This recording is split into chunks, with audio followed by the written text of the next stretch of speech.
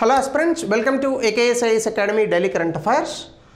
So ముందుగా నేను ఇచ్చినటువంటి క్వశ్చన్ కనుక చూస్తే, in India extended producer responsibility అంటే ఏం లేదు, ఏ పర్టికులర్ వస్తువులైతే పర్యావరణాన్ని కలుషితం చేస్తున్నాయో ఆ వస్తువులు పర్యావరణంలో కలుషితం అవ్వకుండా ఎవరైతే వాటిని ఉత్పత్తి చేశాడో అంటే ప్రొడ్యూసర్ వాడే బాధ్యత తీసుకోవాలి. దాన్నే ఎక్స్టెండెడ్ ప్రొడ్యూసర్ రెస్పాన్సిబిలిటీ అని అంటారు. ఇది ఎప్పుడు వచ్చింది అంటే ఈ waste management rules 2011. Very factual question. ఇంకా ఈరోజు టాపిక్ దేశం అంతటా కూడా న్యూస్ పేపర్స్లో అలాగే మీడియా ఛానల్స్లో మారుమోగిపోతుంది. భారతదేశం ప్రపంచంలోనే టాలెస్ట్ బ్రిడ్జ్ అంటే భూమి ఉపరితలం నుంచి ఎత్తులో ఉన్నటువంటి ఒక వంతెనను నిర్మించింది, రైల్వే వంతెన. ఇది 260 కిలోమీటర్ల వేగంతో వచ్చేటటువంటి గాలులను కూడా తట్టుకోగలదు. చినాబ్ నదిపై నిర్మించినటువంటి ఈ వంతెన భారతదేశంలో జమ్మూ అండ్ కాశ్మీర్ ప్రాంతంలో చాలా అద్భుతమైనటువంటి పర్యాటక రంగాన్ని అభివృద్ధి చేస్తుందని అనుకుంటున్నారు. సో నిన్న PM గారు ఈ పర్టికులర్ వంతెన మీద ఒక జెండా ఊపి వందే భారత్ రైల్స్ వీటిని కూడా పంపించారు. సో దీనికి సంబంధించి world highest railway arch bridge. So దీని గురించి మనం ఈరోజు చూద్దాం.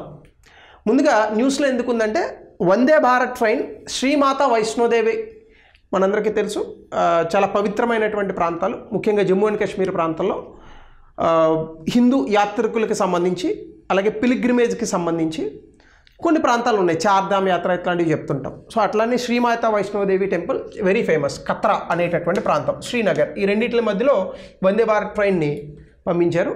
ఇందులో భాగంగానే ఈ రైల్వే వంతెన ప్రాజెక్ట్ ఉంది.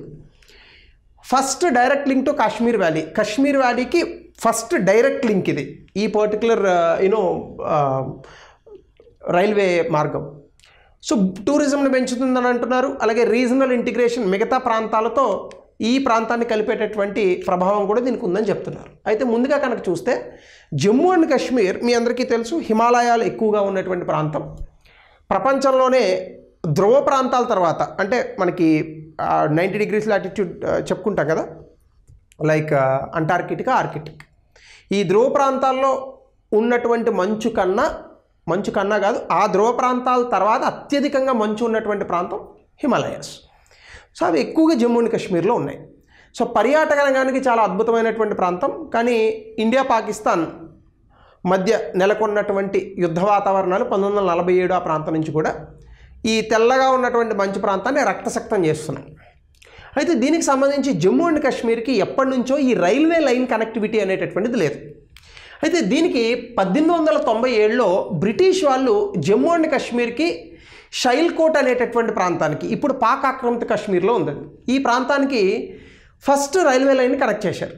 కానీ అన్ఫార్చునేట్లీ ఇప్పుడు ఇది పాక్ ఏరియాలో ఉంది కాబట్టి మనం ఇంకా దీన్ని వాడడం మానేశాం. అయితే 1905లో కొన్ని ప్రపోజల్స్ వచ్చాయి. రావులపిండి శ్రీనగర్కి ఒక లైన్ వేయాలి. రావులపిండి అంటే ఇది పాకిస్తాన్లో ఉంది, అప్పట్లో మరి పాకిస్తాన్ ఇండియాలోనే ఉంది కదా. అలాగే జమ్మూ అండ్ శ్రీనగర్కి ఒక రైల్వే లైన్ వేయాలి. రియాసీ అని ఒక ప్రాంతం ఉంది, ఈ రియాసీ దగ్గర నుంచి మహారాజా ప్రతాప్ సింగ్ ఆ రోజుల్లో ఉన్నటువంటి జమ్మూ అండ్ కాశ్మీర్ రూలర్ అని అనుకున్నారు. కానీ ఇవేవి కూడా ఆ టైంలో కంప్లీట్ కాలేదు. సో కాబట్టి రైల్వే లైన్తో శ్రీనగర్ని కలపడం అనేటటువంటిది జరగలేదు. ఇప్పుడు ఉన్న బెటర్ కనెక్టివిటీ, ఒకటి వయా రోడ్డు, 2 వయా ఏరోప్లైన్స్. అయితే ఇప్పుడు ఈ కొత్తగా వచ్చినటువంటి రైల్వే లింక్ ఏంటంటే, జమ్మూ అండ్ కాశ్మీర్కి మెయిన్ ల్యాండ్ ఆఫ్ ఇండియాకి, అంటే జమ్మూ అండ్ కాశ్మీర్ భాగమే కానీ మెయిన్ ల్యాండ్ ఆఫ్ ఇండియా అంటే నా ఉద్దేశంలో కింద ఉన్నటువంటి రాష్ట్రాలకు ప్రత్యక్షంగా కలిపేటటువంటి రైల్వే లైన్ ఇది. దీనివల్ల మనకి జీడిపి పెరుగుతుంది, ముఖ్యంగా టూరిజం అండ్ ట్రేడ్. ఈ మధ్యకాలంలో ఈ పహల్గామ్ అటాక్ లాంటివి కొంత టూరిజం తగ్గించాయి, కానీ జమ్మూ అండ్ కాశ్మీర్ చాలా అద్భుతమైనటువంటి ప్రాంతం when comes to the tourism. అట్లానే it strengthens infrastructure in the region. ఈ ప్రాంతంలో ఈ యొక్క ఇన్ఫ్రాస్ట్రక్చర్ అంటే మౌలిక సదుపాయాలను కూడా చాలా అద్భుతంగా పెంచుతుంది. సో ఎప్పుడైతే మనకి రైల్వే కనెక్టివిటీ ఉందో ట్రేడ్ కూడా జరుగుతుంది, ట్రైన్లో వేస్తారు, తీసుకెళ్తారు అటు ఇటు, ఈవెన్ అమ్మకాలకు కూడా. సో కాబట్టి జమ్మూ అండ్ కాశ్మీర్ ప్రాంతాన్ని మెయిన్ ల్యాండ్ ఆఫ్ ఇండియాని కలుపుతుంది. అయితే పార్టీషన్ 1947 తర్వాత కొన్ని ప్రయత్నాలు జరిగాయి. షైల్కోట్ పాకిస్తాన్లోకి వెళ్ళిపోయింది. సో దానివల్ల జమ్మూ అండ్ కాశ్మీర్కి రైల్వే కనెక్టివిటీ కుదరలేదు. 1975 వరకు కూడా మనకి జరిగినటువంటి కొన్ని ఇబ్బందులు, అక్కడ జరిగినటువంటి కొంత ఈ టెర్రరిజం, ఈ ఆస్పెక్ట్స్కి సంబంధించి జమ్మూ అండ్ కాశ్మీర్కి అప్పటి వరకు 1975 వరకు కూడా క్లోజెస్ట్ రైల్వే స్టేషన్ ఏంటంటే పఠాన్కోట్. దీని మీద కూడా అటాక్ జరిగింది ఆ మధ్యకాలంలో, గుర్తుందో లేదో 4 సంవత్సరాల క్రితం. సో ఈ పంజాబ్లో ఉన్నటువంటి పఠాన్కోట్ అంటే మీరు జమ్మూ అండ్ కాశ్మీర్ వెళ్ళాలి వయా ట్రైన్ అంటే మీరు పఠాన్కోట్ రైల్వే స్టేషన్లో దిగాలి, అక్కడ నుంచి వయా రోడ్డు పోవాలి, లేదా వయా ఏరోప్లైన్ వెళ్ళాలి. నేను వెళ్ళాను శ్రీనగర్ శ్రీనగర్ ఎయిర్పోర్ట్కి, చాలా నిర్మానుష్యంగా ఉంది. నాకు భయం వేసింది లిటరల్ చెప్పాలంటే, ఎందుకంటే ఫ్లైట్లో నేను మా ఆవిడ తప్ప ఇంకెవరు లేను. సో ఎవడొస్తాడో అని అనిపించింది నాకు Srinagar airport. So Pathankot Jammu railway line అనేటటువంటిది అప్పట్లో 1975లో ఇనాగ్రేట్ అయింది. అయితే జమ్మూ వేరు, కాశ్మీర్ వేరు. తర్వాత జమ్మూ నుంచి ఉదంపూర్ లైన్ వేయాలని అనుకున్నారు. జమ్మూ టు ఉదంపూర్ 53 కిలోమీటర్లు 1983లో బిగిన్ అయింది. కానీ ఇది 2004 అంటే 21 సంవత్సరాల తర్వాత ఈ ఉదంపూర్ లైన్ అనేటటువంటిది పూర్తయింది. అంటే ఎన్ని సంవత్సరాలు తీసుకుందో చూడండి. అయితే ఇప్పుడు ఏం చేశారు, పఠాన్కోట్ నుంచి జమ్మూ ఆల్రెడీ ఉంది మనకి, జమ్మూ నుంచి ఉదంపూర్ ఉంది. ఇప్పుడు ఉదంపూర్ నుంచి బారాముల్లా రైల్ లోడింగ్ ప్రాజెక్ట్ చేపట్టారు. అంటే ఉదంపూర్ నుంచి ఇది శ్రీనగర్ పోతుంది, శ్రీనగర్ నుంచి బారాముల్లా ఈ రైల్ లింక్ ప్రాజెక్ట్ని తీసుకొచ్చారు. అంటే మనకి ఇప్పుడు పఠాన్కోట్ నుంచి ఆల్మోస్ట్ శ్రీనగర్ వరకు మనకి ట్రైన్స్ ఉంటాయి, బారాముల్లా వరకు. సో దీనికి సంబంధించి 1994లో ఈ ప్రాజెక్ట్ని ఎక్స్టెండెడ్ చేద్దామని అనుకున్నారు. అంటే ఉదంపూర్ వరకు ఆల్రెడీ ఉంది, ఉదంపూర్ నుంచి శ్రీనగర్ వేయాలి, దాని నుంచి బారాముల్లాకి వెళ్ళాలి.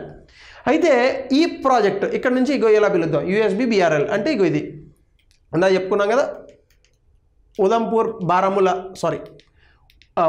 బారాముల్లా ప్రాజెక్ట్ అని చెప్పుకున్నాం కదా, అదనమాట.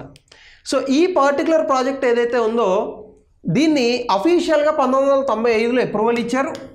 ఇది నేషనల్ ప్రాజెక్ట్గా 2002లో దీన్ని ప్రకటించారు. కానీ మీ అందరికీ తెలిసిందే ఇక్కడ ఏదో ఒక ఇబ్బందులు వస్తూ ఉంటాయి. సో దానివల్ల ఇది ఏమైందంటే సెక్షన్స్గా కొంత ప్లేస్లో ఒక 10 కిలోమీటర్లు వేయడం, ఒక 5 ఏళ్ళకు ఒకసారి. సో అలా పొడిగించుకుంటూ వచ్చారు. ఇప్పుడు ఈ ప్రాజెక్ట్ని పూర్తి స్థాయిలో కంప్లీట్ చేశారు. ఇది మొత్తంగా మీరు చూసుకుంటే అఫీషియల్లీ ఇప్పుడు కంప్లీట్ అయింది. 272 కిలోమీటర్లు రైల్వే ట్రాక్ వేశారు, 36 టన్నల్స్ వేశారు. ఎందుకంటే పెద్ద పెద్ద కొండలు వస్తాయి, కొండల్లోంచి మళ్ళీ తోవ చేయాలి మనం. అట్లానే 943 బ్రిడ్జ్లు వస్తాయి. సో ఈజీ కాదు. మీరు మైదాన ప్రాంతాల్లో అనుకోండి రైల్వేలో వేసుకుంటూ పోవచ్చు రోజుకు 1 కిలోమీటర్, కానీ అక్కడ కష్టం. సో దీనికి 43,000 కోట్ల రూపాయలు ఖర్చు అయింది. ఇప్పుడు ఇది ఏం చేస్తుందంటే కత్రా అనేటటువంటి ప్రాంతాన్ని, శ్రీనగర్ అనేటటువంటి ప్రాంతాన్ని కేవలం 3 గంటల్లో ఈ రైల్వే లైన్ ద్వారా మనం చేరుకోవచ్చు. రోడ్డు మార్గంలో వెళ్తే చాలా టైం పడుతుంది. సో కాబట్టి ఇప్పుడు ఇందులోనే భాగంగా ఒక ఇంజనీరింగ్ మార్వెల్ అనేటటువంటి జరిగింది. మీరు ఇక్కడ కనుక చూస్తే చూడండి, శ్రీమాతా వైష్ణవ టెంపుల్ ఇక ఇక్కడ ఉంది. ఇది ఉదంపూర్ నుంచి ఇగో ఇక్కడ ఉదంపూర్ కత్రా లైన్, ఇది 25 కిలోమీటర్లు. ఇక్కడ నుంచి ఇప్పుడు ఇగో అంజీకాడ్ బ్రిడ్జ్ అని ఒకటి కట్టారు. దాని తర్వాత ఇప్పుడు మనం చెప్తున్నటువంటి వరల్డ్ హైయెస్ట్ బ్రిడ్జ్ ఈ చినాబ్ బ్రిడ్జ్.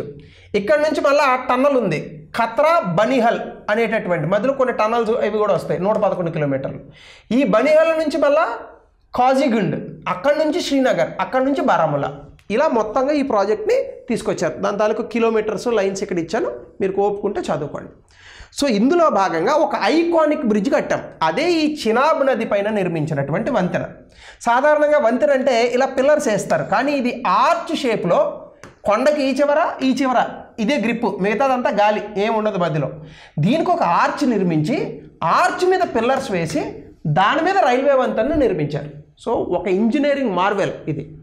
ఇలాంటి బ్రిడ్జెస్ సాధారణంగా America, Russia, China, France, Germany, UK ఇలాంటి పెద్ద పెద్ద దేశాల్లో, బాగా సంపన్న దేశాల్లో కడుతూ ఉంటారు. కానీ భారతదేశంలో కూడా ఇట్లాంటి అద్భుతమైనటువంటి బ్రిడ్జ్ నిర్మించాం. దాదాపుగా చినాబ్ రివర్కి 359 మీటర్ల ఎత్తులో ఉంటుంది ఇది. అలాగే దీని ఆర్చ్ 467 మీటర్లు ఉంటుంది. ఇది -20 డిగ్రీల నుంచి 40 డిగ్రీల సెంటీగ్రేడ్ వరకు కూడా తట్టుకోగలుగుతుంది టెంపరేచర్ని. 260 కిలోమీటర్ల వేగంతో వచ్చే గాలులను తట్టుకోగలుగుతుంది. సో అలా ఈ బ్రిడ్జ్ని నిర్మించారు. ఇందులో 29,000 టన్నులు, దాదాపుగా 30,000 టన్నులు స్టీల్ వాడారట. ఇది even earthquake 5th zone earthquake వచ్చినా, అంటే 6 రెక్టర్ స్కేల్ మీద మ్యాగ్నిట్యూడ్లో వచ్చినా ఇది పడదు వంతెన. అంత అద్భుతంగా దీన్ని తీసుకొచ్చారు. 120 సంవత్సరాల పాటు ఉంటుందట ఇది, ఈ వంతెన చెక్కు చెదరకుండా. సో చాలా అద్భుతమైనటువంటిది ఇది. అలాగే దీంతో పాటుగా అంజీకాడ్ బ్రిడ్జ్ అని అనుకున్నాం కదా ఇందాక మనం, ఇదిగో శ్రీమాతా వైష్ణవ టెంపుల్ ఉదంపూర్ కాత్రా ప్లేస్ నుంచి ఫస్ట్ వచ్చేటటువంటిది అంజీకాడ్ బ్రిడ్జ్. దాని తర్వాత చినాబ్ బ్రిడ్జ్ వస్తుంది. ఈ అంజీకాడ్ బ్రిడ్జ్ ఏంటంటే India first cable stayed railway bridge. So ఇలా ఒక 2 అద్భుతమైనటువంటి బ్రిడ్జిల్ని తీసుకొచ్చి ఉదంపూర్ నుంచి బారాముల్లా వరకు, అంటే శ్రీనగర్ దాటి వెళ్ళిపోవాలి, బారాముల్లా పిఓకి దగ్గరకు ఉంటుంది. సో అక్కడ వరకు కూడా నిర్మించారు. అయితే ఇక్కడ ఛాలెంజెస్ ఏంటంటే, ఒకటి క్లైమాటిక్ కండిషన్. సాధారణంగా శివాలిక్ హిల్స్, పిర్పంజల్ రేంజ్ వీటిల్లో చలికాలం వస్తే విపరీతమైనటువంటి మంచు కురుస్తుంది.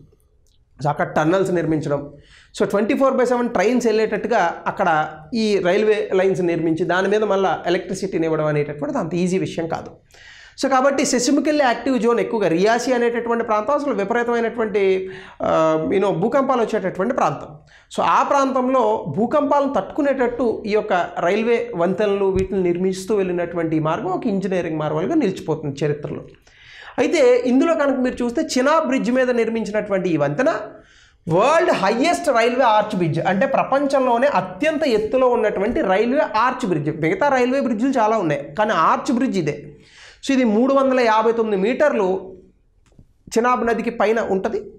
ఇది ఈఫిల్ టవర్ ఉంది కదా, ఐఫిల్ టవర్ అని కూడా అంటాం, 35 మీటర్లు ఐఫిల్ టవర్ కన్నా ఎత్తిది. అట్లానే 1315 మీటర్లు స్టీల్ ఆర్చ్ స్ట్రక్చర్ ఉంటుంది. 240 కిలోమీటర్ల వేగంతో వచ్చే గాలులను తట్టుకోగలదు. -10 డిగ్రీల నుంచి 40 డిగ్రీల వరకు ఉష్ణోగ్రతను తట్టుకోగలుగుతుంది. అలాగే అంజీఘాట్ బ్రిడ్జ్ ఇండియాలో first cable stayed rail bridge. ఇది రియాసి డిస్ట్రిక్ట్లో ఉంటుంది. ఇది కూడా రివర్ బెడ్ నుంచి 331 మీటర్లు ఉంది. 725 మీటర్లు లాంగ్ ఉంటుంది, ఆల్మోస్ట్ 30 కిలోమీటర్ అని అనుకోండి. 96 హై టెన్సిల్ కేబుల్స్ వేశారు ఈ స్ట్రక్చర్ని పట్టుకొని పటిష్టంగా ఉంచడానికి. అలాగే ఇన్వర్టెడ్ వై షేప్డ్ ఫైలాన్, అంటే సాధారణంగా మీకు వై అంటే ఇట్లా ఉంటుంది కదా, ఇట్లా కాకుండా ఇలా ఉండి ఇలా ఉంటుంది అనమాట. సో ఆ రకంగా ఒక టాల్ స్ట్రక్చర్స్ నిర్మించి బ్రిడ్జిని పట్టుకునేటటువంటి విధంగా కొన్ని ఇంజనీరింగ్ ఇన్నోవేషన్స్ తీసుకొచ్చారు. ఇది longest transport tunnel in India కూడా ఉంది ఇందులో. అదేంటంటే 12 కిలోమీటర్ల టన్నల్ ఉంది ఈ పర్టికులర్ ఏరియాలో, అంటే ట్రైన్ ఆ టన్నల్లోంచి పోతుంది అనమాట ఇప్పుడు. సో ఆ రకంగా ఈ యొక్క అద్భుతమైనటువంటి ఉదంపూర్ శ్రీనగర్ బారాముల్లా రైల్ లింక్ ప్రాజెక్ట్ని తీసుకొచ్చారు. దీనివల్ల ఆల్ వెదర్ కనెక్టివిటీ, కాశ్మీర్ వ్యాలీకి పోవాలంటే ఏ వెదర్ సీజన్లో అయినా మీరు పోవచ్చు. సో కాబట్టి భారతదేశంలో ఇంత అద్భుతమైనటువంటి ఇంజనీరింగ్ చేయగలము అని నిరూపించడానికి ఒక అద్భుతమైనటువంటి ఉదాహరణగా మనం చెప్పచ్చు. సో దీనికి సంబంధించి ఖచ్చితంగా క్వశ్చన్లు వచ్చే అవకాశం ఉంది. కాబట్టి రిలేటెడ్ టు దిస్ నేను ఒక క్వశ్చన్ ఇచ్చాను, దీని ఆన్సర్ని కమెంట్ సెక్షన్లో తెలపండి. అలాగే యూఎస్బీఆర్ఎల్ ప్రాజెక్టులో అధిగమించిన కీలకమైన ఇంజనీరింగ్ సవాలు ఏమిటి, మరియు చినాబ్ వంతెన నిర్మాణం వాటిని ఎలా పరిష్కరిస్తాయి, 200 పదాల్లో రాయండి. So this is the topic for today. Very important topic, ఎందుకంటే న్యూస్లో చాలా ఎక్కువగా వచ్చింది. కాబట్టి note it down. Again will meet in the next session.